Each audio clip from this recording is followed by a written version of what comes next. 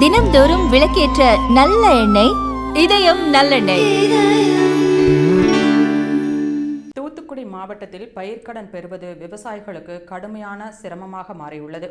முன்பு தொடக்க வேளாண்மை கூட்டுறவு சங்கங்களின் மூலம் வட்டியில்லா பயிர்க்கடன், கறவை மாடு வாங்க கடன் உள்ளிட்ட பல்வேறு உதவிகள் எளிதில் வழங்கப்பட்டன.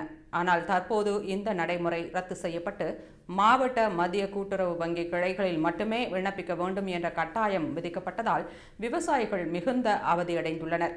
விளாத்திக்குளம் மாவட்ட மத்திய கூட்டுறவு வங்கி கிளையில் நாள்தோறும் ஆயிரக்கணக்கான விவசாயிகள் பயிர்க்கடன் பெற வருவதால் வங்கிக்கு முன்பு நீண்ட வரிசை உருவாகிறது. கடுமையான மழையிலும் பல மணி நேரம் நனைந்தபடி காத்திருக்க வேண்டிய துயரத்தில் விவசாயிகள் தள்ளப்பட்டுள்ளனர்.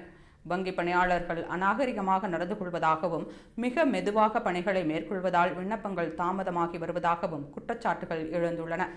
மேலும் வங்கி முன்புள்ள சிமெண்ட் சாலை உடைக்கப்பட்டு கற்கள் குவிக்கப்பட்டிருப்பதால் விவசாயிகள் பாதுகாப்பற்ற சூழலில் வங்கிகளுக்குள் செல்ல வேண்டிய நிலை உருவாகியுள்ளது. இடவசதி குறைவால் ஒரு நாளுக்கு மிக குறைவான டோக்கன்களே வழங்கப்படுவதும் விவசாயிகளின் சிரமத்தை அதிகரித்துள்ளது. தூத்துக்குடி முழுவதும் 144 தொடக்க வேளாண்மை கூட்டுறவு சங்கங்கள் இருந்தும் அவற்றின் சேவைகள் நிறுத்தப்பட்டதால் விவசாயிகள் பணிகளை மேற்கொள்ள தேவையான கடன்களை பெறும் பணியே மிகப்பெரிய சவாலாகியுள்ளது. இதனால் முந்தைய நடைமுறையை மீண்டும் செயல்படுத்தி தொடக்க கூட்டுறவு சங்கங்களின் வாயிலாகவே வட்டியில்லா கடன்களை வழங்க அரசு உடனடியாக நடவடிக்கை எடுக்க வேண்டும் என்று விவசாயிகள் வலியுறுத்தி வருகின்றனர்.